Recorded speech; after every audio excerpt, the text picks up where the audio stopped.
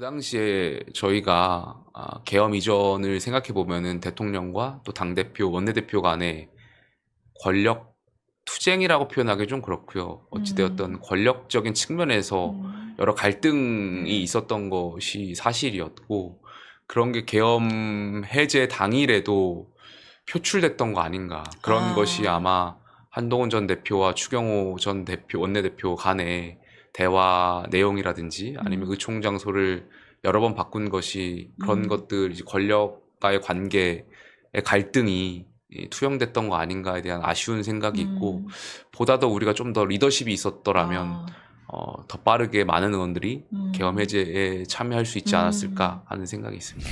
근데 그때 이제 한동훈 대표는 빨리 국회로 모여서 우리 표결해야 된다 이랬고, 당시 이제 대표였으니까. 근데 추경호 당시 원내대표는 그때 문자를 처음에 국회로 모여라, 그 다음에 당사, 그 다음에 국회 예결위 회의장, 이제 본회의장 바로 맞은편에 있는 회의장이죠. 그리고 다시 또 당사, 이렇게 4번이나 문자를 보낸 게 나중에 드러났잖아요. 근데 그때 어떠셨어요? 좀 혼란스럽지 않으셨어요? 일단은 저희가 민주당에 비해서 의총 소집이 조금 늦었죠. 네. 그래서 아무래도 많은 분들 좀 당황하고 그랬던 것 같은데, 처음에 국회로 소집했던 걸로 기억이 있어요. 네. 근데 저 같은 경우에도 이제 보좌진들이 네. 국회에 본청에 먼저 도착해서 상황을 실시간으로 알려주셨었는데, 국회 외곽이 이제 봉쇄되고 예. 있다, 그런 말씀들 많이 주셔서 저희도 의원들 단체 그 텔방에서 예. 그러면은 의총장을 이제 당사로 일단 모여서 우리가 결정을 해서 빨리 이제 표결을 하든 들어가야 되지 않겠냐 해서 원내대표가 이제 당사로 바뀌었던 기억이 있고요. 네. 저도 그래서 처음에 포천에서 당사로 왔습니다. 와 봤더니 이제 추경호 대표, 이제 한동훈 전 대표, 또 이제 몇몇의 의원들이 이제 계셨고요. 거기서 저희가 이제 여러 가지 의견들도 모았죠. 여기 당사에 있을 것이 아니라 네. 당장 급하게 우리가 표결에 네. 해제 표결에 들어갈 거면, 해엄에 들어갈 거면 네. 국회로 일단 들어가는 게 맞다라는 이야기들이 있었고, 또 마침 그때 민주당 의원들은 이제 담을 넘어서 네. 들어간다라는 이야기들이 저희가 들려왔기 때문에 우리도 그러면 담을 넘어서 빨리 들어가자. 예. 그래서 이제 추경호 전 대표도 한동훈 전 대표도 국회로 바꾸는 게 맞다 해서 이제 바꿨죠, 다시. 근데 그때 당사에 남아있던 의원들도 있었잖아요. 나중에 보니까 60명 정도. 아마 저희가 먼저 1차적으로 당사에 모여서 이동하고, 선발대. 그 뒤에 이제 못 들어가신 분들이 당사에 남아 계셨던 기억이 있습니다. 당시에 보니까 당시에 추경호 원내대표랑 공교롭게도 같이 진입한 이제 기자나 이제 의원들 얘기를 들어보니까, 근데 본회의장이 아니라 추 원내대표가 이제 국회 본청 들어서 원내대표실로 갔다고 하더라고요. 근데 보니까 의원님도 그때 원내대표실에 계셨잖아요. 추 원내대표 포함해서 의원 9명이 이제 원내대표실에 있었던 것으로 이제 나왔는데, 그때는 원내대표실에 왜 가신 거예요? 그러니까 뭐 제가 정확한 뭐 사실관계를 떠나서 기억에 이제 의존해서 말씀을 드리면, 당사에서 이제 한동훈 전 대표, 추경호 전 대표가 있어서 같이 이동을 시작했습니다. 국회의원들하고 저희가. 근데 경찰이 그때 봉쇄를 했고, 뭐 정확하진 않았던 사실이었지만 그 당시에 이제 저희가 전해받기로는 포고령이 내려지면서 정치인들 체포조가 움직인다, 뭐 이런 이야기들 들려서 그럼 한동훈 전 대표하고 추경호 전 대표하고 나눠서 들어가자. 그러니까 국회도 이제 문이 여러 개가 있다 보니까 우리가 한 번에 같이 움직이다가 뭔 일 당할 혹시 수도 있다. 만일의 상황에 어떤 상황이 발생할지 모르니 나뉘어서 이제 이동하자 해서, 제가 한동훈 전 대표는 어떤 문으로 들어가셨는지는 제가 잘 모르겠고요. 저는 이제 추경호 전 대표하고 함께 국회 도서관 문 쪽으로 들어갔던 기억이 있습니다. 그래서 그렇게 들어가고, 우리가 보통 통상적으로 이제 그 의총을 소집하면 예결위장이나 이제 국회 본청 2층에 있는 그 두 곳 중에 빈 곳으로 했는데, 그날 이제 예결위장으로 소집을 했잖아요. 근데 본청에 딱 올라가는 도중에 굉장히 많은 국회의원들이 좀 긴장을 했고, 왜 계엄을 선포했냐, 우왕좌왕하고, 마침 또 헬기로 이제 막 공수부대가 오는 소리도 들렸고, 그러다 보니까 많이들 당황을 했었던 것 같아요. 그리고 평상시 국회 본청하고 다르게 사람들이 이제 서 있고 뭐 소화기 들고 계신 분들도 있고 하다 보니까 우리가 예결위장 올라가면 되는데, 우왕좌왕하다가 이제 자연스럽게 원내대표실로 들어가게 됐던 것 같습니다. 거기에 뭐 특별히 저희가 원내대표실로 들어가게 된 배경이 아니라, 모두가 당황스러운 그 상황에서 이 본청이 막혀 있고 뭐 사람들이 많이 이렇게 인간 띠 형성을 하고 그렇죠. 있다 이제 보니까 막으려고 보좌진이나 당 예결위장은 이제 국회 예. 2층을 올라가면 로텐더홀에 진입하게 되면 이제 계단으로 올라가야 그렇죠. 되는 것이 있고 자연스럽게 원내대표실은 예. 우측에 있다 보니까 예. 일단 원내대표실로 가게 됐던 기억이 있습니다. 아. 가서 앉아서 저희도 다 당황스러웠으니까 네. 이제 한 기억상 그 당시 초창기엔 6명 정도 원내대표실에 있지 않았나 생각이 들고 그때 앉아서 저희가 한 말이 왜 의원들 안 들어오냐였습니다. 국회로. 네, 그때서야 이제 뒤에 있던 저희 당직자가 의총 장소가 예결위장이고 우린 지금 원내대표실에 있습니다를 알려주시더라고요. 저희는 그러니까 정신 원내대표실이 외결위장이라고 이렇게 착각을 하거나 뭐 그랬던 측면이 있었던 것 너무 같아요. 정신없는 상황이었으니까. 그 상황이 그렇다 보니까. 그래서 그제서야 우리가 예결위장으로 이제 의원들을 소집했고 네. 우리가 지금 원내대표실에 있구나 이런 걸 이제 하나씩 자각하던 시간들이 있었던 것 그럼 같습니다. 그때 예결위회장으로 다시 가려고 하셨어요?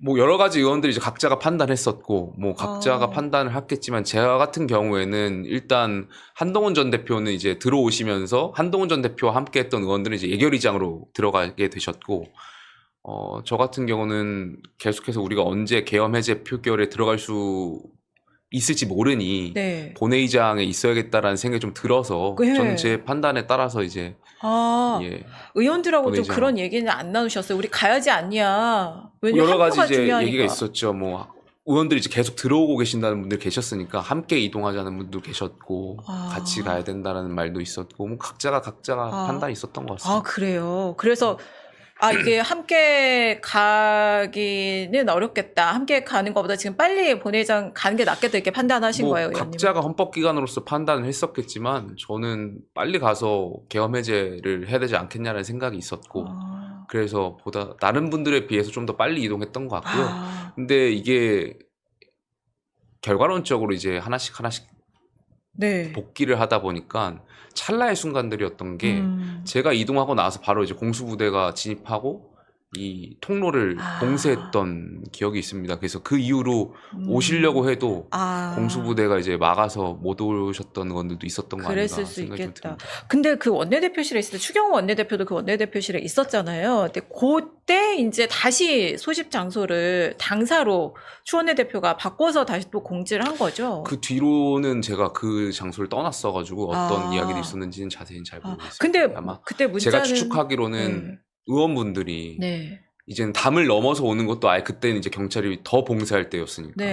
그러니까 초창기에는 담을 넘고 이런 것도 경찰들이 사실 막지 않고 했었는데 시간이 가면 갈수록 담 넘는 것조차도 못 넘게 경찰 경호 인력이 촘촘해지고 하다 보니까 물리적으로 넘는 게 어려워지고. 그러니까 제가 처음에 이제 당사에 가기 전에 이제 국회를 한 바퀴 돌고 당사를 갔는데 그때만 하더라도 경찰이 국회 정문 쪽만 이제 경호를 하고 뒤편에는 경호 인력이 없을 때였습니다. 출입구가 이제 있죠, 동서남북. 그래서 이렇게 쉽게 뒤로 들어올 수 있었는데 저희가 이제 국회를 진입하고 나서 난 뒤에는 경찰 병력이 이제 완전히 국회를 감쌌고 촘촘하게 막 계속 있다 보니까 의원들이 당사에 있던 의원들이 이제 국회로 진입하기가 어려운 물리적인 상황들이 있었던 것 같습니다. 그러다 보니까 원내대표는 여러 가지를 판단해서 옮기지 않았을까에 대한 추측이 좀 생각됩니다. 그때 어쨌든 문자 한동훈 당시 대표는 한 대표대로 또 추 원내대표는 원내대표대로 막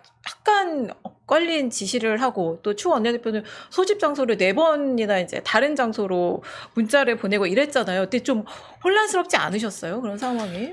사실상 뭐 그 당시에 저희가 계엄 이전을 생각해 보면은 대통령과 또 당대표, 원내대표 간의 권력 투쟁이라고 표현하기 좀 그렇고요. 어찌되었던 권력적인 측면에서 여러 갈등이 있었던 것이 사실이었고 그런 게 계엄 해제 당일에도 표출됐던 거 아닌가. 그런 것이 아마 한동훈 전 대표와 추경호 전 대표, 원내대표 간의 대화 내용이라든지 아니면 의총 장소를 여러 번 바꾼 것이 그런 것들, 이제 권력과의 관계의 갈등이 투영됐던 거 아닌가에 대한 아쉬운 생각이 있고 보다 더 우리가 좀 더 리더십이 있었더라면 더 빠르게 많은 의원들이 계엄 해제에 참여할 수 있지 않았을까 하는 생각이 있습니다. 그때 어쨌든 의원님께서는 이게 어쨌든 판단을 내가 해가지고 어쨌든 의원 개개인이 말하신 뭐, 대로 다 헌법기관이기 때문에 그렇습니다. 많은 의원들이 이제 당론에 따라서 움직이려고 생각하시는 분들도 계시고 또 네. 당 의원들이 함께 하시려고 생각하시는 분들도 계시고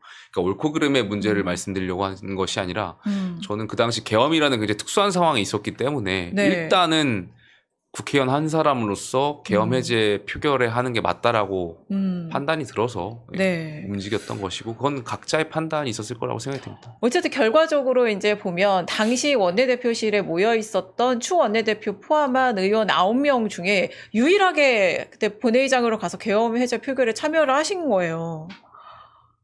예. 그래가지고 보면 그런 의미가 있고 근데 저도 그거를 최근에 예. 기사를 보고 알았습니다. 예. 아, 그 원내대표실에 계셨던 분들 중에 저만 네. 이동해서 이동은 이제 다른 의원도 같이 하셨는데 표결은 저만 했다고 한 기사를 제가 보고 예. 있던 의원들 중에 또 일부는 나오기도 했었군요. 그렇다고 저도 기사를 통해서 예. 확인했습니다. 근데 뭐 가로 막혔는지 아니면 뭐 생각이 예, 바뀌었는지 예. 모르겠지만 결과적으로는 표결에는 제가 혼자 좀 참여하신 거. 느끼는 건데 예. 이게 박근혜 전 대통령 탄핵 때 우리가 배신자 프레임을 한번 네. 씌웠잖아요. 탄핵 찬성하신 그 당시 국회의원들을 향해서 배신자라는 프레임을 네. 씌워 저는 왜 그분들을 배신자라고 하는지도 잘 납득이 안 가지만 그러했던 그 과거에 선례가 있다 보니까 국회의원들이 판단에 대한 그 좀 뭐랄까요 영향이 미쳤던 것 같아요. 그러니까 당이 함께 움직이지 않았을 때 국회의원이 어떤 소신 행보를 했을 때 이것이 나중에 우리를 향해서 배신자 프레임이 올 수도 있지 않을까 이런 판단들이 박 전 대통령 탄핵으로 인한 영향이 맞습니다. 이번 계엄 해제 표결에 영향을 미쳤다라고 생각이 들고 다만 저도 고민을 했었죠. 그러니까 계엄 해제 표결에 들어가야 된다는 건 당연한 생각이고 다만 그렇게 함으로 인해서 왜냐면 우리 많은 당의 밖에 의원들이 들어오고 싶은데도 못 들어오시는데 제가 표결하면 이분들이 자칫 이분들은 그냥 계엄 해제 표결에 참석하지 않은 의원들로 이제 프레임이 나뉘어서 오히려 이분들이 이제 불이익받지 않을까에 대한 고민들이 있었고 여러 가지 고민들을 함께 했었는데 그 당시에 이제 계엄이라는 특수성이 있는 거잖아요. 계엄은 정말 헌정사에 굉장히 특수한 상황이고 네. 이건 빨리 어떤 뭐 배신자 프레임이 씌우더라도 해제해야 된다라는 생각이 있어서 그 당시 좀 움직였던 것 같습니다. 그 의원님께서는 그런 때 어쨌든 이게 국회의원이 되고 나서 많은 선택을 하고 결정을 해야 될 국면들이 있잖아요. 그런데 좀 어떤 걸 원칙으로 삼으세요? 그런데 아마 많은 생각들이 그 순간에도 그렇습니다. 예, 오갔을 예. 텐데 굉장히 빨리 어쨌든 결정하고 움직이신 거잖아요. 당일에도. 그러니까 저도 되게 비교적 젊은 나이에 지도부 생활을 여러 번 하다 보니까 지도부 생활하면 결정의 순간들이 매번 있거든요. 뭐 이야기가 되지 않았을 때 표결에 붙인다라든지 그러다 보니까 고민들을 많이 하게 되고 다만 그럴 때마다 이제 그 원칙을 좀 찾는 것 같아요. 그러니까 막스 베버가 얘기했던 정치에 필요한 덕목이 이제 세 가지가 있잖아요. 그 중에 열정이라는 것이 있고 그 열정은 뭐 개인적인 흥분 뭐 이런 것이 아니라 대의에 대한 뜨거운 확신이라고 표현을 하잖아요. 각자가 생각하는 대로 물론 우리가 대의제를 통해서 대의 정치를 하지만 정치인이라고 하면 국민들을 설득할 수도 있고 이 정치인들의 어떤 소신과 행동에 따라서 국민들을 설득하고 같이 올 수 있게 따라올 수 있게 만드는 길이 정치인의 길이라고 생각해요. 단순히 국민들의 생각을 그대로 투영하는 것이 아니라 정치인의 소신과 그런 것을 가지고 국민들을 설득하고 만약에 그게 국민들의 뜻과 맞지 않는다면 다음 선거에서 또 평가를 받는 것이고요. 그게 민주주의가 작동하는 원리라고 생각했고 그런 판단에서 좀 결정을 했던 것 같습니다. 근데 이제 당시 계엄날 있었던 이제 추경호 원내대표의 행보를 내란 특검이 이제 들여다보고 있잖아요. 네, 네. 그리고 이제 오늘 이제 한국일보가 단독으로 열심히 취재하고 있습니다. 단독으로 보도한 것에 따르면 이제 당시 이제 추 원내대표의 행보를 이제 직권을 남용해서 의원들의 계엄 해제 표결권을 방해한 거 아니냐, 의원들이 계엄 해제 표결에 참여할 권리를 방해한 거 아니냐. 그래서 계엄 해제 표결에 참여하지 못한 의원들을 피해자로 보고 그 추 원내대표한테는 어쨌든 그런 네. 그 직권을 남용한 혐의로 이제 수사를 하고 있는 건데 이제 의원님께도 혹시 참고인으로 좀 조사를 받아달라 이런 요청이 왔나요? 뭐 한 2차례 정도 통보를 받았던 것 같고요. 네. 저는 제가 특별히 거기에 대해서 뭐 말씀드릴 수 있는 것도 없고 네. 제가 언론을 통해서 이미 인터뷰를 통해서 그날에 있었던 기억했던 것들을 많이 말씀드리고 있기 때문에 네. 종합적으로 특검이 판단하지 않을까 생각합니다. 아, 그러면은 특검의 그런 출석 요청, 참고인 조사 요청에는 응하지 않으실 건가요? 일단 변호사랑 지금 계속 상의하고 있고요. 아, 변호사랑 상의해서 말씀드릴 수 있도록 하겠습니다. 아, 알겠습니다. 아, 어쨌든 좀 뭐. 근데 저는 예. 한 가지 좀 안타까운 게 예. 이게 여야 극단적 정치적 대립이 있었고 결과적으로 그 극단적 정치적 대립의 한 예가 이제 계엄이라는 말도 안 되는 상황이 있었는데 그러다 보니까 헌법기관 한 명 한 명에 대한 정치적인 판단을 이 사법의 수사의 대상으로 놓고 보는 것이 그냥 정치인의 한 사람으로서 자괴감은 좀 많이 듭니다. 그러니까 우리 정치가 어떻게 이렇게 국민적 신뢰를 받지 못하고 이렇게 네. 무너지다 보니까 이 정치 사법화가 계속 가속화되는 이 상황들에 네. 굉장히 좀 정치인의 한 명으로서 굉장히 안타까운 생각이 있죠. 네, 맞습니다. 그 정치 행위의 결과나 판단을 최종적으로 사법부가 계속 하게 되는 상황이 이어지고 있기 때문에